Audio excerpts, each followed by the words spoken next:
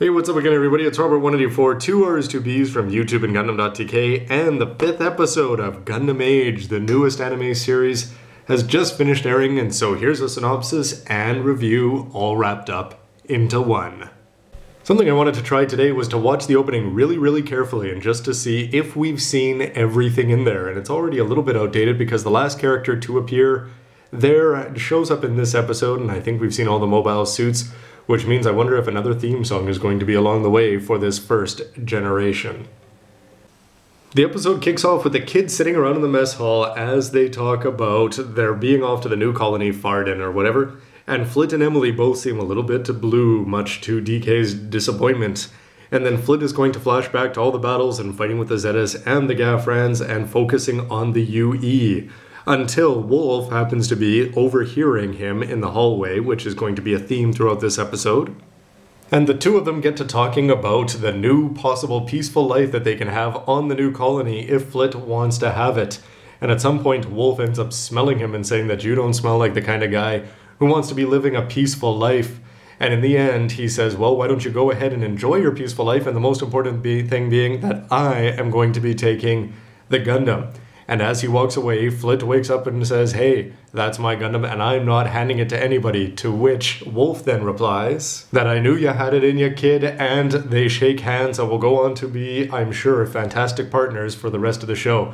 So all that antagonism that was built up last episode, already diffused. Now I mentioned the common theme already because overhearing this conversation in the background is Emily, who, going back to the very first episode, who watched Grudek take over the ship.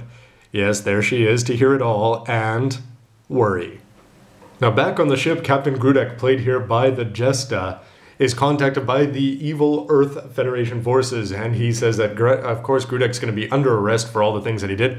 Grudek plays dumb, but then he decides to do something fishy to the computers, and you'll never guess what happens. Yes, there's Emily there to see that he did something and see the flashing red lights as things start to go wrong as Grudek returns to the bridge.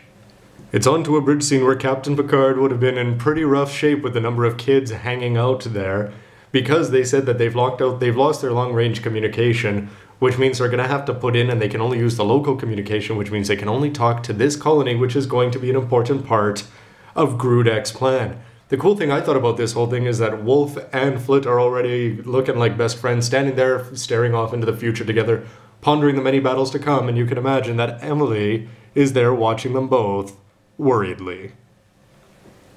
As shore leave begins, the kids hit the airport and DK is very disappointed that Flit and Emily are still not talking to each other, and as these two head off in their separate ways, Grudek is about to be arrested by another Federation officer who comes in with a couple of armed guards, except Grudek turns the tables on him and says, hey, I found evidence of your financial improprieties and that secret bank account you got, and if I get court-martialed, everybody's going to hear about that, which means you are going to give me supplies, and for the next 6 days, the diva is going to sit here and get strong. And as the Earth Federation officer, who looks like Jamaican from Zeta Gundam, storms out, he mutters angrily to himself, only to be, yes, you guessed it, overheard by Emily. And then for, I think, the first time this episode, Emily does the right thing and goes to confront Grudek directly, which they tried to do earlier, except they were blown off because he said he was too busy. And he did admit that he took over the ship by force, but in the end it was to save the civilian populace of this space colony, because if he hadn't, all of the kids would have been dead and they wouldn't be there scampering around his bridge. However, Emily is very unhappy, not necessarily for the fact that he lied, even though she thought he was a nice guy before, but because she's worried about Flit and what kind of effect the war continuing is going to have on him. However, Grudek has bigger things on his plates. More importantly, he pulls out the old family photo, which means there's some dark story to be revealed as to why this guy is so driven. Now, you may remember in a previous episode that Flit was walking very slowly with the Gundam, which allowed him to meet an important character. Well, this time he's not in the Gundam, he's on a Segway, and it's just Flit, not the Gundam, because the Gundam on a Segway I don't think is going to work. Except he almost runs a kid off the road who ends up falling down, and Flit says, hey, I'm going to have to take care of you, my name's Flit, what's yours? And then we get introduced to Desil Galette, and there's a new type flash as their hands touch, and most importantly, the Gafran flies in the sky and scans them all. I should also note that Desil Galette at one point shows very evil eyes. After the all-important commercial break where you are encouraged to buy many Gundam plastic models, they continue their conversation, Grudek and Emily, and Grudek says that I know the pattern to the UE, similar to what Flit was saying in episode 1, and most importantly, he knows where their current staging ground is, which is an abandoned fortress apparently. And Emily says we shouldn't be doing this on our own, what about the Earth Federation? And Grudek says they are rotten to the core, and Emily goes back to voicing her concerns for, yes, that guy Flit. Back on the ship, Flit gives Dezel some medical care and slaps a bandage around his leg, and Dezel decides to have a good game of tag after revealing that he has no parents and being abandoned in space, and he ends up stepping on Flit's head as part of the game. Then he shows a great interest in the fact that they might have mobile suits on board, and as they head into the hangar to check it all out, he recognizes the Gundam by name, and as he charges towards it, Vargas comments on the similarities between him and Flit, just as the two Gafrans decide to attack the colony from the inside, only to be driven off by some very weak-looking tanks. As the alert rings throughout the Diva, Flit can hardly believe that he's lost the Age system to Dezel, or who I'm just going to call Devil. Anyway, he steals the Gundam and he flies off into space where he half-heartedly fights the two Gafrans until Flit's decided he's had enough, steals a Genuis, or at least takes one, and Wolf follows him out in his custom, starting this AG right here.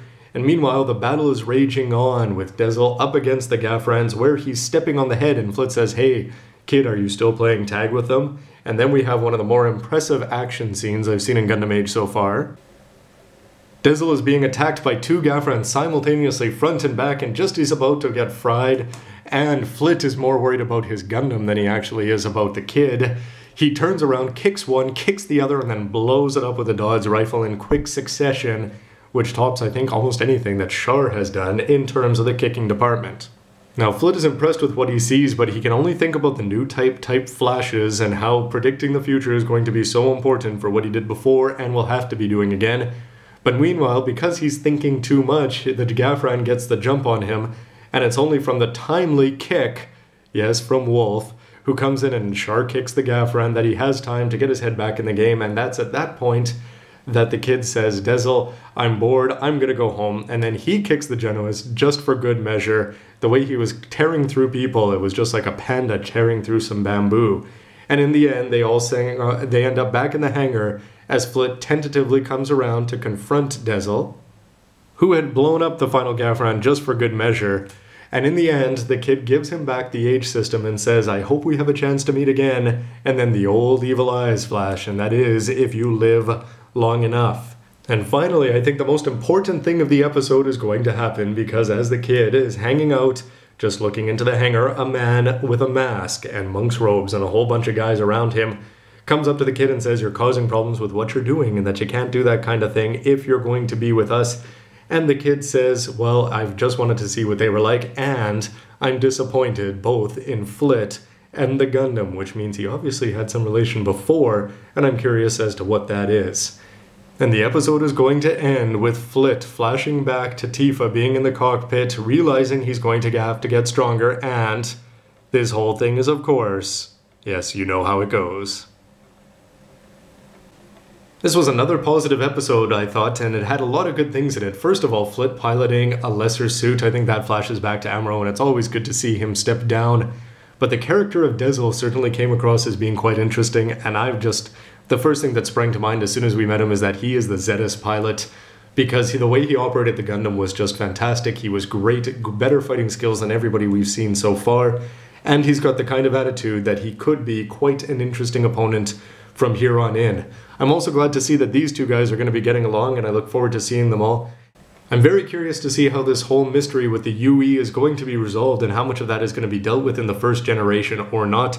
Grudek's whole scene with Emily was pretty good. He's obviously going to go to any lengths to do what he thinks is right, and the most important thing from his perspective is that the Gundam is necessary. Flit is now completely attached to it. He will not give it up, which made Wolf respect him. So anyway, obviously this whole battle is going to rage on, and I look forward to seeing if they do launch this attack in 6 days. I wonder if that's next week or in a couple episodes, if it's not in real life time. In the end, that's just me. This episode had a good mix of action, and I thought Flit took the worst of it for the most. He came across as looking like somebody who really does have to improve because there's going to be tougher bad guys to come. The only thing annoying being, yes, Emily. Her whole presence throughout this series is just wearing on me.